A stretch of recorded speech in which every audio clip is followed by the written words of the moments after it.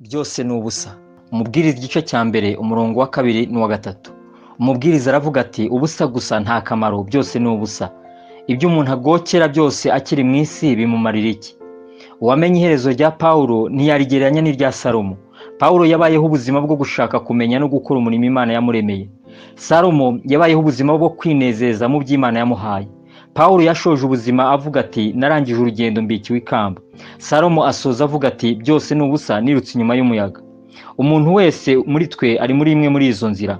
Hari benshi bitwa ko bakijijwe nyamara babaho ubuzima bwo gushaka iby'iki gihe gusa. Kuri bo gusenga ni ibintu umuntu akora afite umwanya, ubundi bagacungana no kujya mu rusengero ku cyumweru iyo bishoboka. Ubundi igihe cyabo ni icyo gushaka imitungo cyangwa ibibatunga. Wababwira gushaka ubwami bw'Imana mbere bati turacyari mu isi nk'aho Yesu yabivuze abiyobewe. Kuri bo ibyo bafite ni ibyabo, ubundi bagakuramo duke baha Imana nk'amaturo yo ku cyumweru. Kuri bo ambakene ni umuzigo umuntu agomba kwishakira ibye. Amaso yabo ntahaga ubutunzi, bongera imitungo ku yindi, bagahora bashaka kugera aho abandi bageze, bakiyumvisha yuko aribwo bazanezerwa kurushaho. Nyamara burya umunezero ntuturuka mu bwinshi bw'ibyo umuntu atunze, kandi ibyishimo by'umutima biva cyane mu mumaro agira mu isi kuruta ibintu ayironkamo. Ayo ni amasomo akomeye Salomo yize ku iherezo rye ntacyo akibihinduyeho. Niba tutabasha kwinezeza ngo tumurushe, tukaba tutabasha kugira ubutunzi nk'ubwo yari afite, nyamara byose akaba yarasanze ari ubusa, ari ukwiruka inyuma y'umuyaga. Mbese natwe dukeneye kuzabimenya ku iherezo ry'ubuzima bwacu.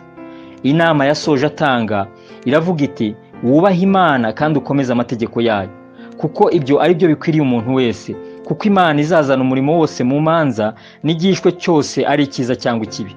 Umubwiriza ibice 12 umurongo wa 13 n'uwa 14. Yisanze agiye kwinjira mu rubanza atiteguye rwose.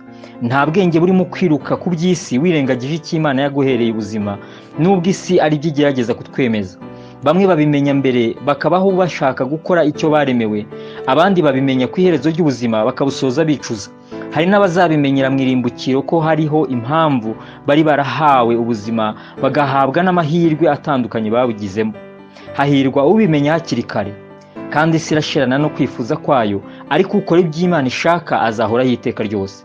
Yohana wa mbere ibice 17. Gusenga. Mwami Yesu, mpa kumenya iby'umumaro mu buzima bwanjye, kandi umpe gushyira umutima ku by'iteka ryose. Amen.